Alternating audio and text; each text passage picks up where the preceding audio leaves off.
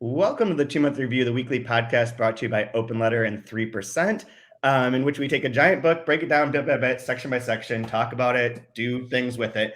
I'm Chad Post from Open Letter Books, and we are entering our 16th season of the 2-Month Review, which sounds very old. We are in our adolescence years, in our rebellious adolescent years, and this season we are going to be doing 2666 by Roberto Bolaño.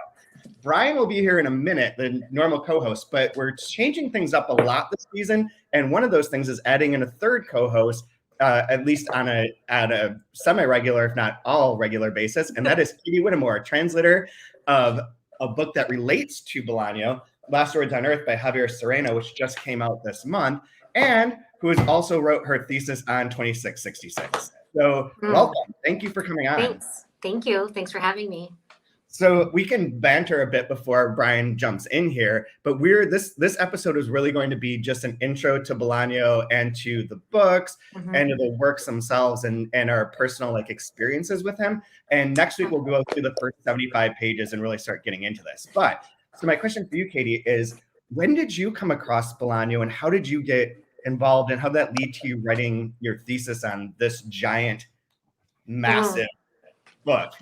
Yeah. Well, I had applied to graduate school for Latin American studies, and I was asked by one of the graduate schools to submit, ahead of time what I planned to research for the master's thesis. And I was finishing college at the time, and I didn't know what I was going to write my thesis on, so I spoke with a professor mentor of mine, Lori Hopkins at the University of New Hampshire. And she mentioned Roberto Bolaño and she mentioned the book 2666. And I went home that day and I looked it up on Amazon.com and I wrote my dissertation description and application based on the Amazon entry. And then I was admitted to that graduate program and then I did read the book and went on to write a master's dissertation on Bolaño and this book in particular. So it was one of the first, at college, I did not study. I was a Spanish minor, but I didn't study. I didn't do a major, and my language skills were good. But the program I was doing was going to be taught in English, Latin American literature and film. And so this book was, when I graduated from college, it was one of the first books that I read in Spanish entirely, because at the time it wasn't translated. I was going to ask what years we're talking about here. What's that? What years are you talking about? That was 2006. Right. So the book came out in Spanish in 2004, I believe. Yeah. So it was, so it was recommended to me as this great, new book that had come out recently. And so I read it in Spanish, obviously, originally. And it took me a long time. And I have that copy somewhere at my parents' house, all annotated. And it was such an experience.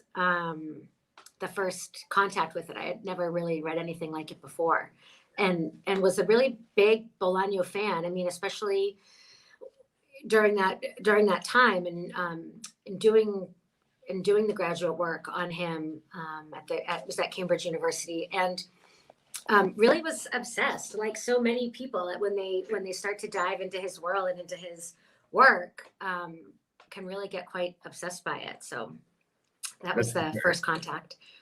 So when you were doing the thesis, though, did you also read a bunch of his earlier books? Because there wasn't a lot that was out at that time in Spanish. I went through, one of the things I wanted to do in preparation for this was read a bit about the biography, because I always get a little confused. The main thing I remembered from when he first started coming onto the scene was everything's published out of order.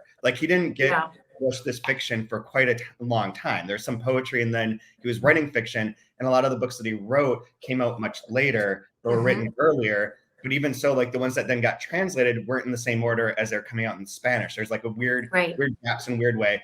And I'm interested in this for two reasons. One, in terms of this is similar to Haruki Murakami has a very specific interest in how his books are presented and the orders and the way that they came out to create the myth of himself.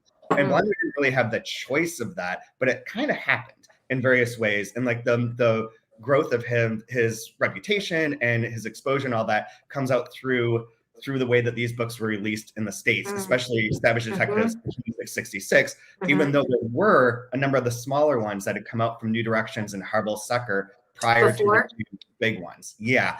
And part of that's what's interesting too with Bolaño is that his bio is based in myth making. Like a lot of it is not true or like maybe true or kind of exaggerated, and it gets mixed in with his fiction a lot. And to add to this, I will tell you that when I was at Delkey Archive, and it would have been in like 2003, 2002, we got a reader's report on Savage Detectives. That there's a guy from Cuba, or he was living in Cuba, and he was like really into Cuban literature, and he wrote a reader's report on it, and I thought it sounded really good. It was right around the time that By Night in Chile was about to come out in the States, so it was before the everything. And John didn't think it sounded very interesting. We never pursued it, and that then became everything else. So myth making on my part was I was that close to being important, that close to fame. But with Bolaño's biography, the one that gets constantly mentioned, there are a couple things that come up frequently. One of which is the idea that he was addicted to heroin. And I tracked this down last night to get the whole story for it. It originated in that there was a newspaper that asked everyone, a bunch of writers, I think it was 30 writers, to write about their worst summer ever. And so 30 writers wrote like true tales or like biographical tales of like their worst summer ever. And Bolaño's was called Beach and begins with, I gave up heroin and went home and began the methadone treatment administered at the outpatient clinic. I didn't have much else to do except get up each morning, watch TV, and try to sleep at night. But I couldn't. Something made me unable to close my eyes and rest, blah, blah, blah, blah, blah.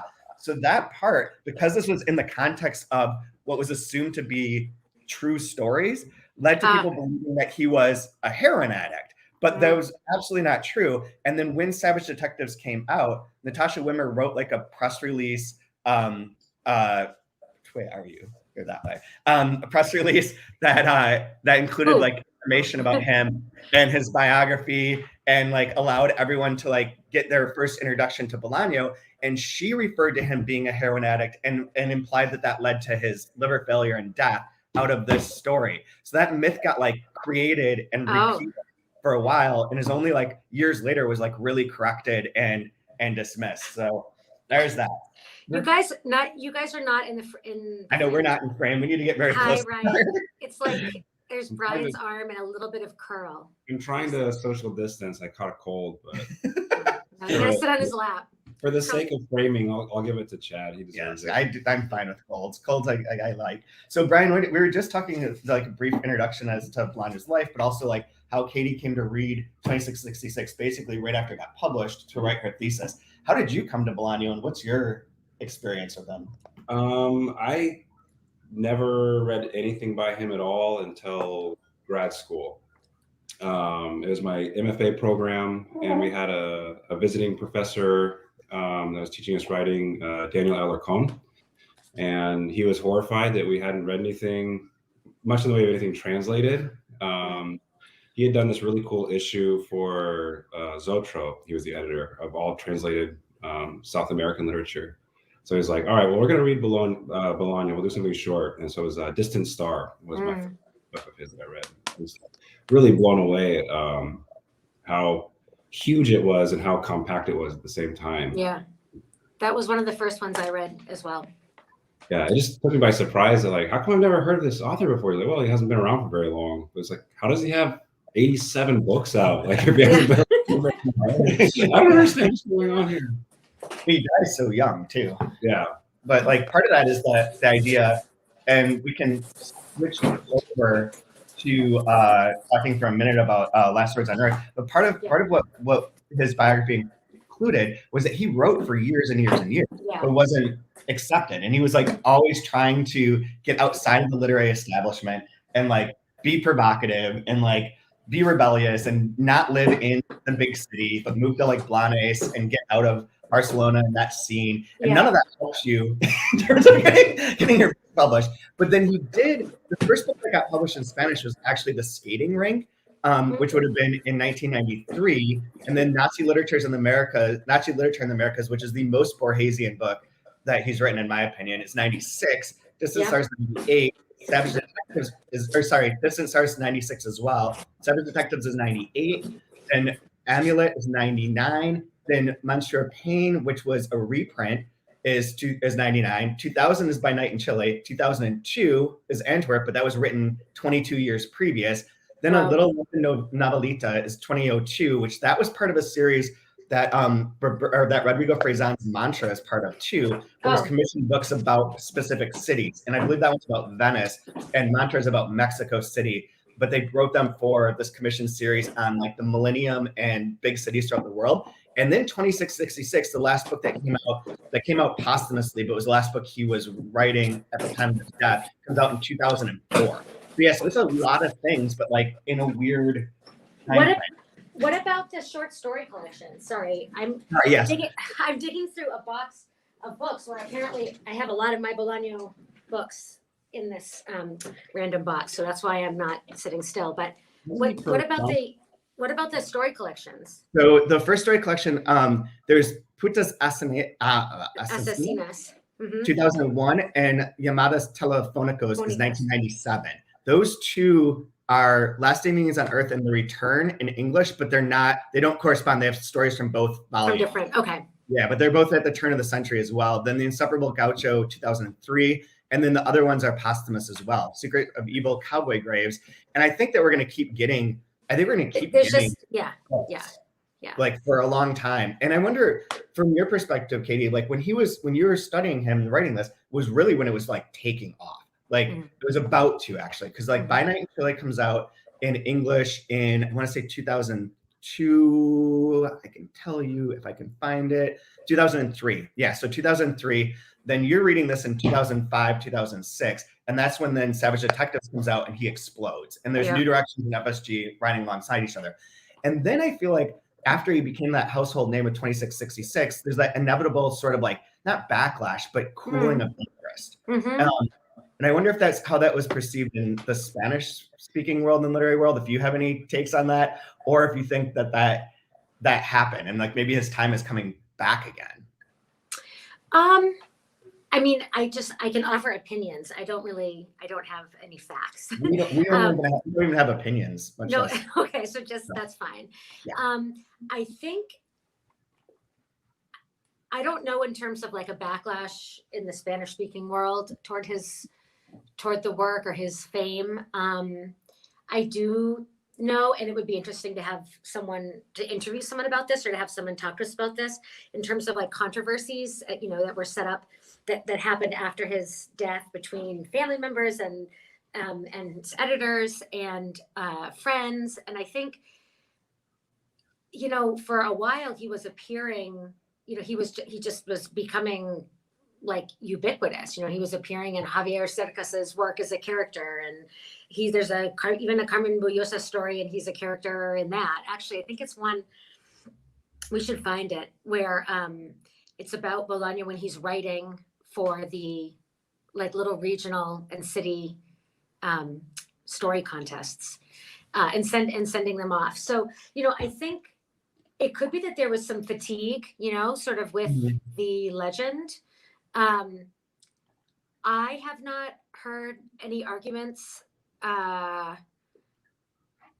really like, that say, to say that he's not deserving of the legend. In other words, like people might be kind of, maybe people do have that kind of fatigue with somebody who becomes really, really big, but people aren't like trying to take down his writing from what I have perceived. Although, there definitely is criticism about the newer work. Well, the older work that is the newer work, right? As it comes out, as they dig deeper, and actually in Javier Serena in Last Words on Earth, which is there's a Bolaño-esque main character, sort of speaks to that when he talks about the fact that it's like eventually, every scrap of paper that's found with this man's writing on it, every file on the computer is then deemed like, worthy of interest and worthy of being published and of being studied as part of this gigantic, body of work. And so I think that there is truth to that. I think that's just really interesting in general, and sort of how we take in the work, you know, that it is so enormous. There's just so much material. And it's not just Bolaño, but other sort of, you know, greats. How do we read and interpret and think about sort of those first attempts at literature, you know? Because I think they are worthy of being published, and they are worthy of being studied, and they do form part of a whole. But I think we have to truthfully and honestly criticize, you know, work that isn't someone's best either. Yeah. What is your feeling about his poetry? Were you never a poetry reader? It seems like the most divisive of his works. That I've had people be like, it's garbage, and other people be like, it's the greatest thing ever. Well, isn't that poetry? Isn't that all poetry? Is that? I think that. I mean, isn't that all poetry? Like, you know, like who's? Should leave that there. No, I mean, like in terms of like someone's. Like, I mean, it's such a subjective. I think reading poetry and appreciating poetry is even more subjective than prose, possibly. That's just, again, just an opinion. I mean, I actually have, so I have the Universidad Desconocida right here.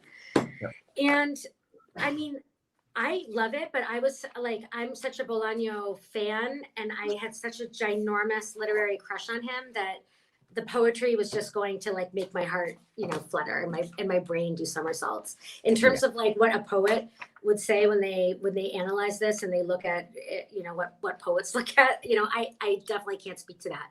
But but there were some interesting pieces in this too that were, you know, like not just the poetry, but sort of these little vignettes and snapshots.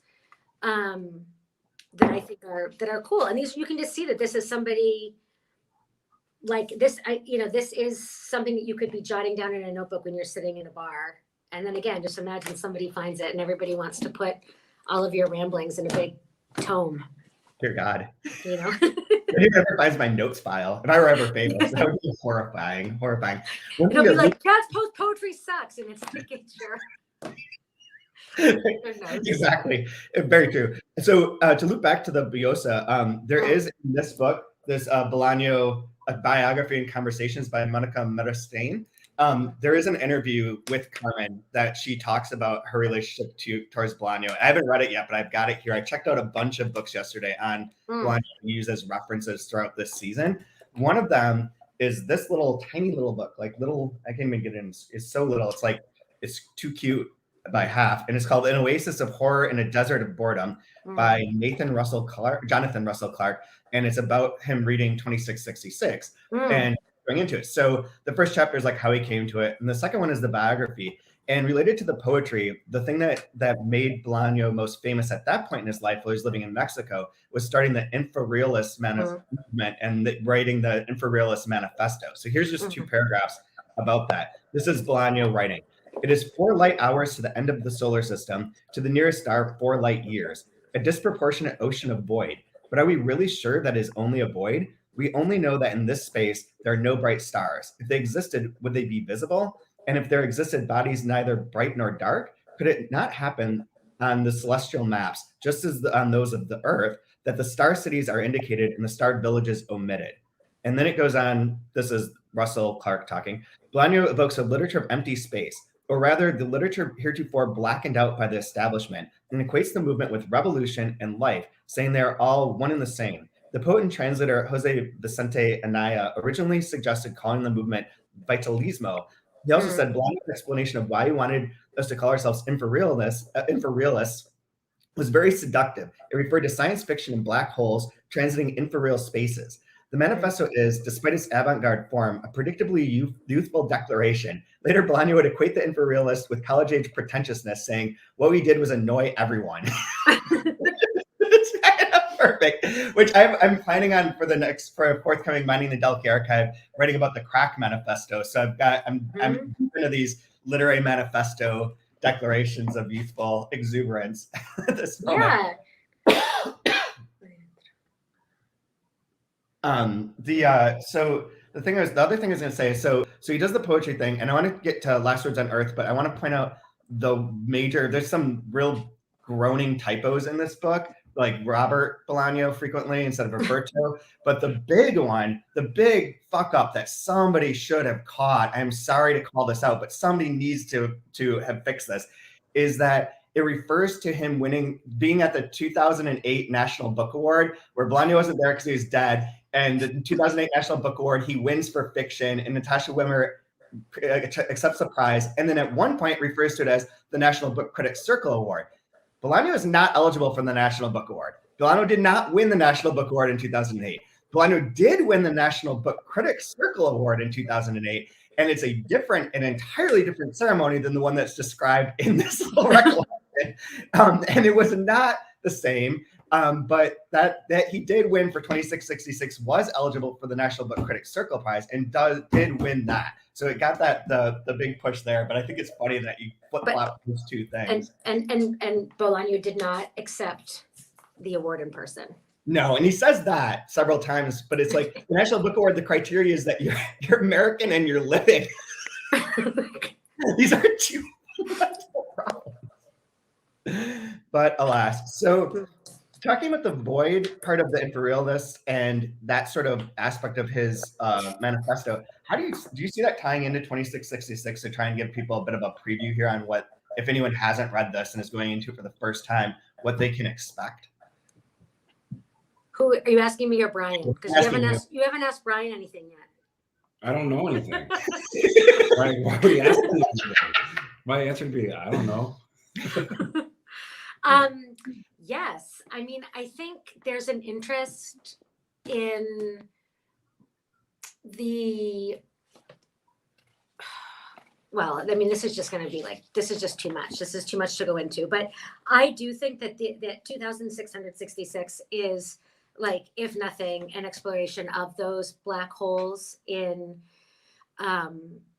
literature, right? And is literature capable of expressing sort of the horror of that void? I think that's one question that is present. I think something else that's present in this book, which is really interesting, is that, there are so many,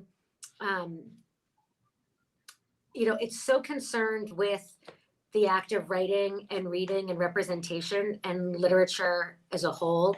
But at the same time, I mean, it really is, it can be read so many different ways. And there is a really interesting socio-political reading of this book that has to do with, of course, the murders and Juarez and the femicide that's happening there, which is sort of the center black hole. And so Ciudad Juarez becomes Santa Teresa, and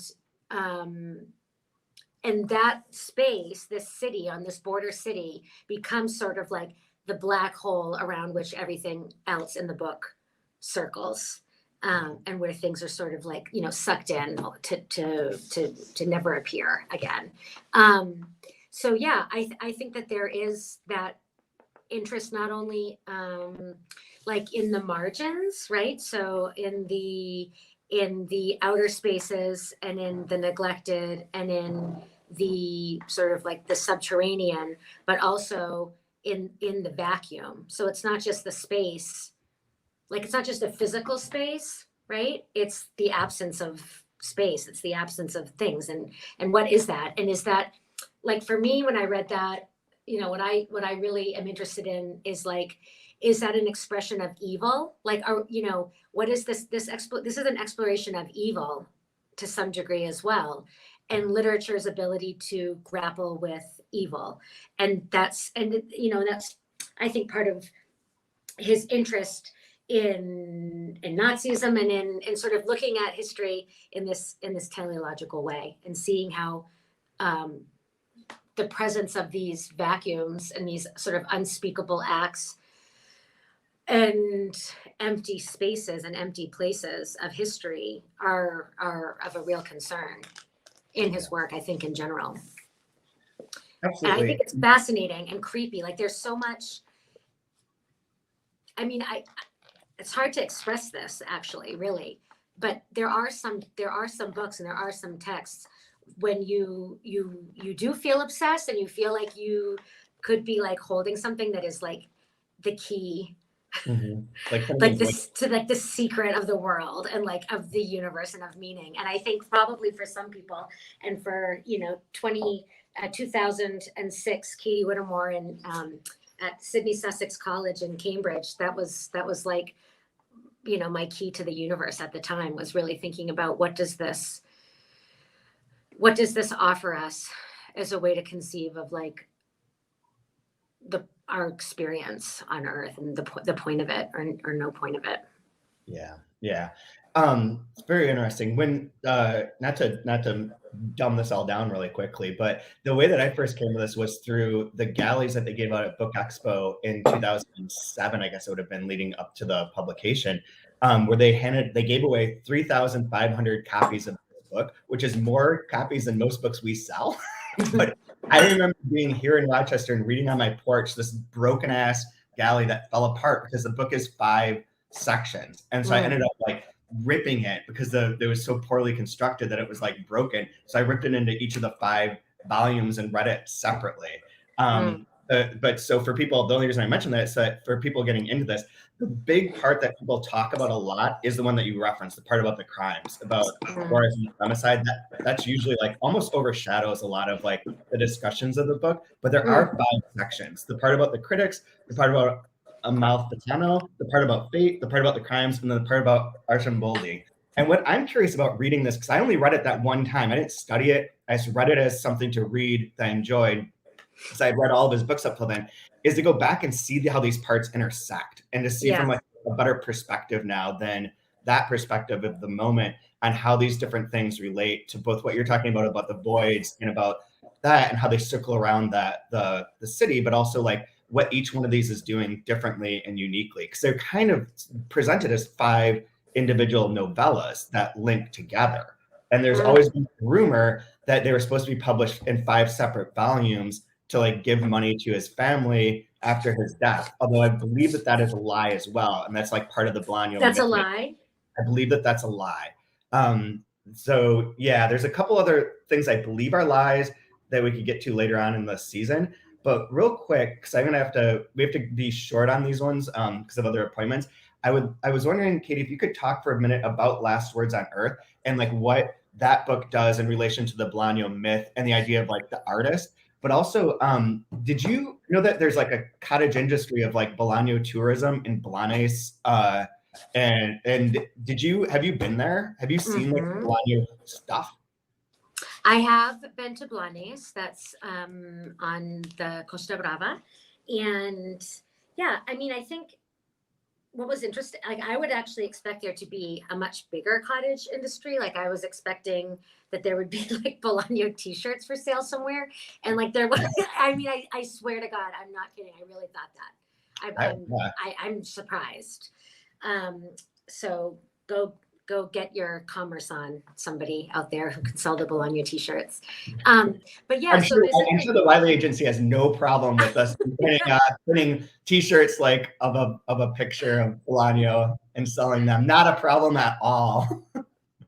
So I mean, the city government of Blanes, it's a seaside town. It's not very large, and they have created like a little walking tour, like self-guided tour through different parts of the city and places where Bolaño lived or worked, places he liked to go, like, a cafe that he used to write in, which is now a restaurant, and, like a studio that he rented, the family home.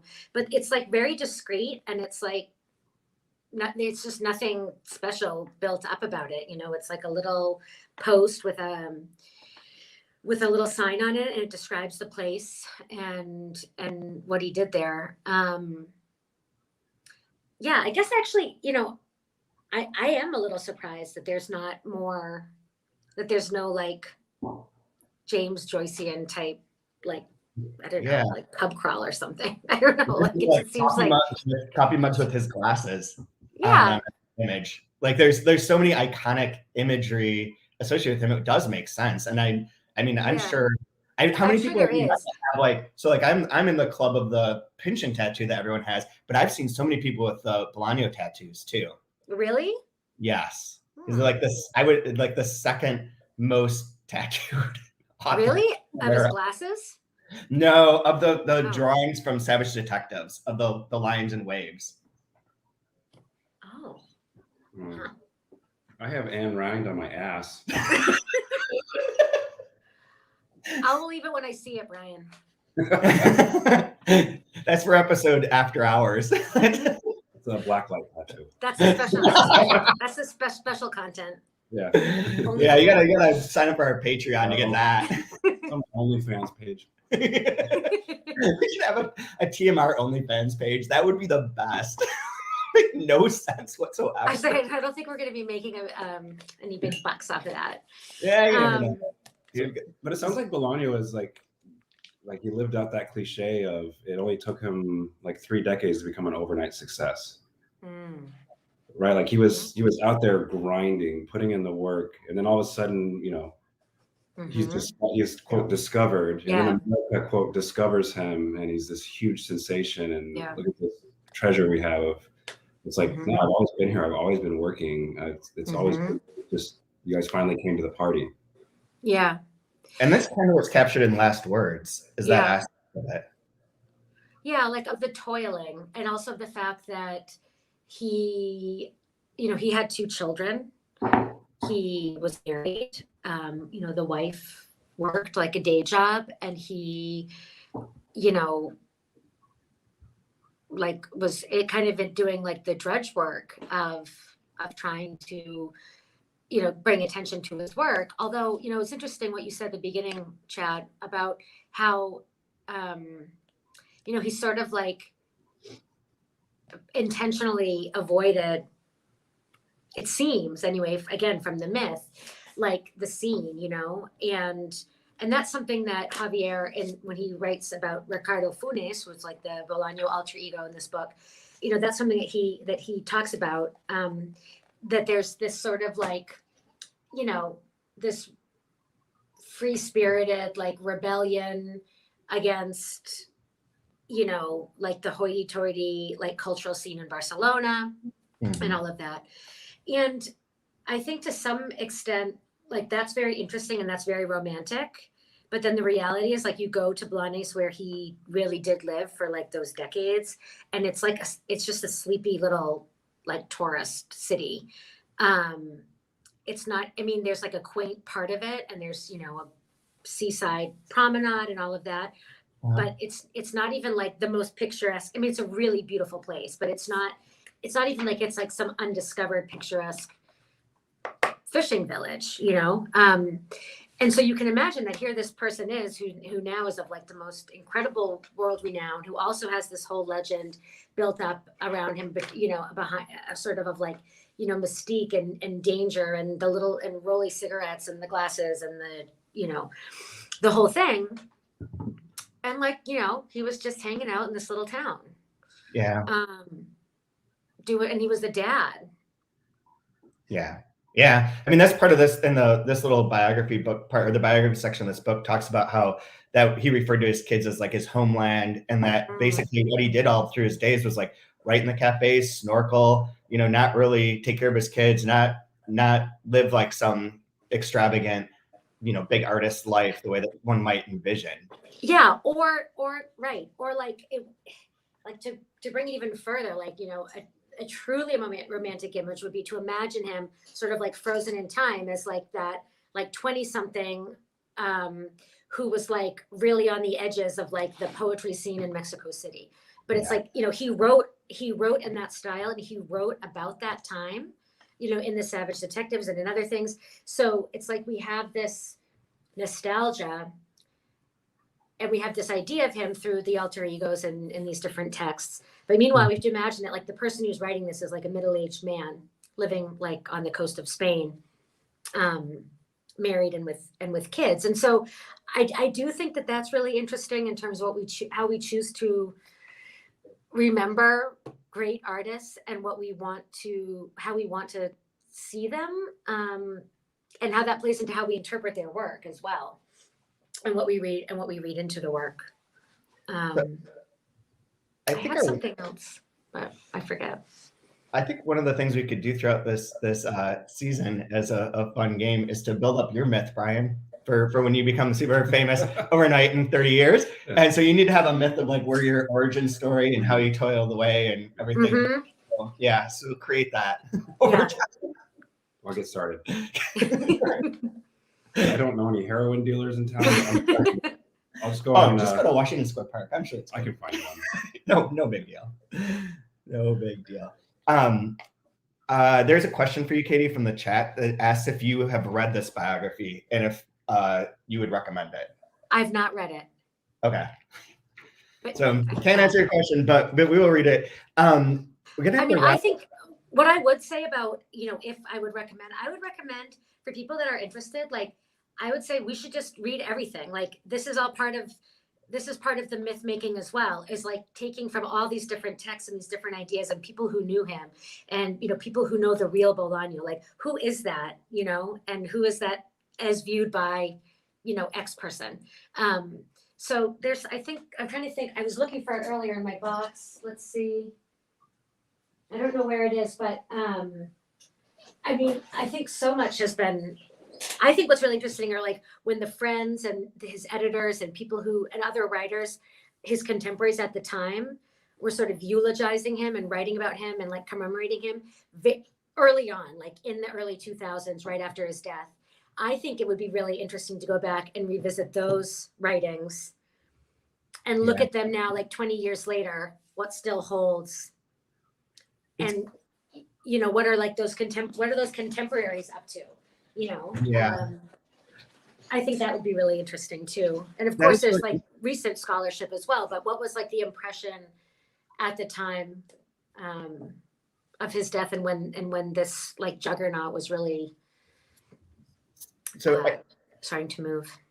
So I don't want to make promises I can't fulfill, but hopefully we can talk to Faison, Andres Newman, whose new book that we're publishing, or book that we're doing next, is an early work of his, which is the one that Bolaño wrote the preface for and referred to him as the future of Latin American fiction, and Valerie Miles, who works with the estate and is maybe the only person that's read through the entire archives. She's a real expert. So all of them hopefully can add to or can fill in some of the things that you're asking about there. And when you said that, I did a double take that it has been almost 20 years, hasn't it? Since he died. So when did he die? 2004, 4? I think it was 3. I think we're like coming up on the 20th. 2003. Yeah, it's the 20th anniversary of his death soon. So at 18 years. No. Yeah. That's wild. It's wild.